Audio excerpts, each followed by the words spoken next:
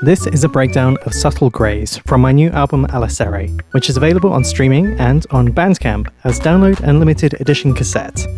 In this video, we'll check out tempo follow, stereo effects on the S and N channels, and intentional distortions.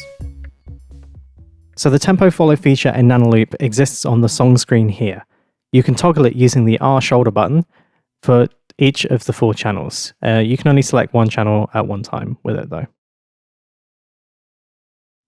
With it enabled, as your song plays through, the red square denotes the position or the column that it's reading the patterns from. And if that pattern on the selected channel for tempo follow contains tempo information, or different tempo information, I should say, it loads that tempo information as the global tempo. So you can use it to control the speed of your tracks. So let's listen to this in practice. Just go wait for the loop here. We're starting off at 134 and going up to 170.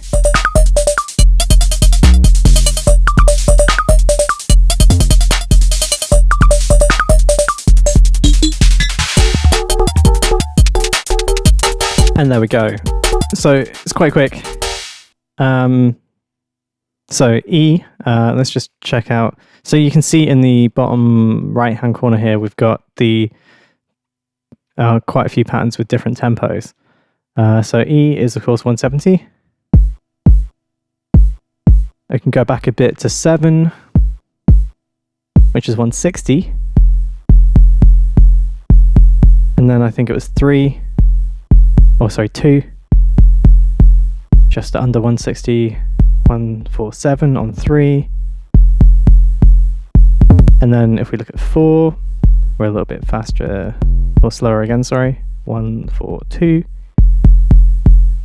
And then before that was D, which is on 134. So that's our tempo curve. It was kind of crucial for Alicere as I needed to transition between the A side and the B side. The A side is actually 137, not 134. But because there's quite a big climax on Shimmer, it's quite nice. It was quite nice to kind of like slow down a bit more and bring it back up. So that's the tempo follow feature. So let's take a look at stereo effects on the S and N channels.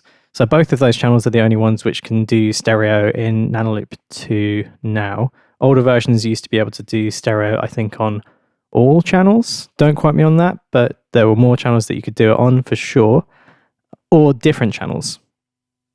It's been a long time. I can't exactly remember. So, but for sure in Nanoloop 2.8.2, which is the version that I'm using in the track breakdown series here, you can only use stereo effects on the S and N channels.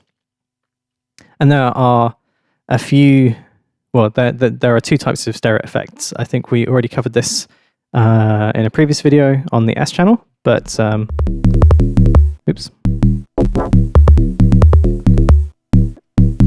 Any chord on the S channel already has kind of stereo effects. It pans the 4 notes between left and right, but you can also use the delay and panning screen here to set a hard pan on notes as well, which is what I do in Subtle Greys for most of the track, I think.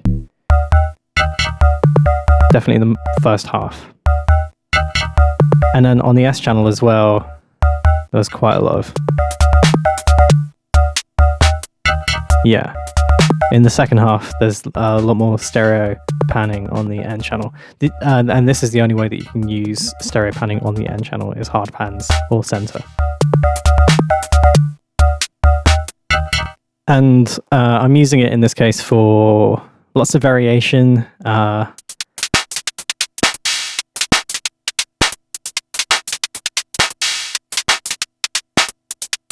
Yeah, to kind of give the percussion a bit of life, you know, so it's not just the same pattern again and again. And then we've also got some intentional bass drum distortion, which is over here. So this is our B. I mentioned in previous videos as well, you can make Nanoloop distort quite easily, and we can take a listen.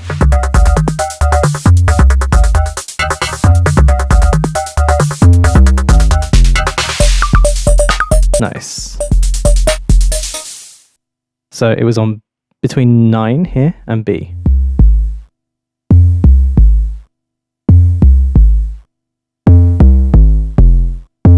And I think it's just a case of, yeah.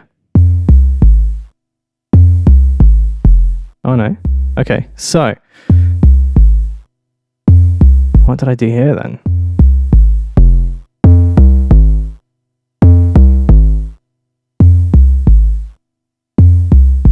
Aha.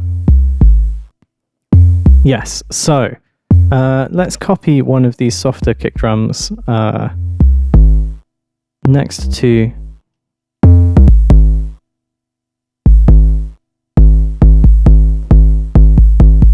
there we go.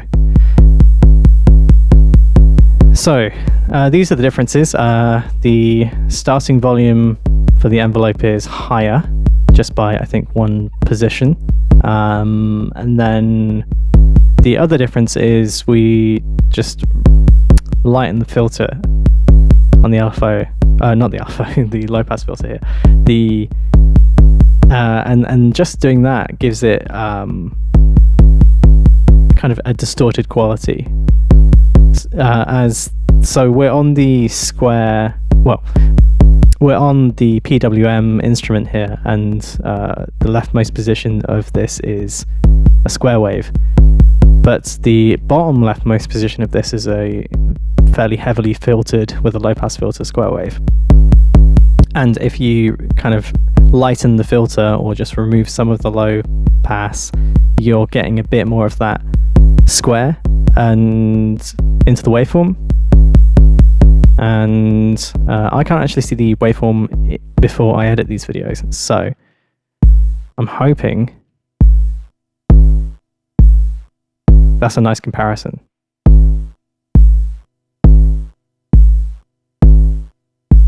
So we're just letting the filter up a bit more, so we have that kind of that harder edge of the square coming in, which gives it that kind of distorted quality.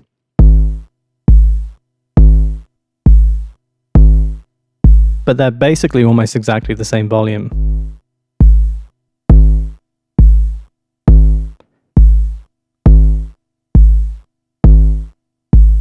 Yeah, so that's how to implement some distortion in Nanoloop, tempo following, and stereo effects on the S and N channels. If you like this episode of Nanoloop Classroom, please consider leaving a like or subscribing. I don't make money from these videos, so if you feel like supporting me directly, there are links to my music on Bandcamp and streaming platforms in the description, along with links to support me directly monetarily, and some affiliate links to the equipment I use creating my music and videos. Thanks for watching.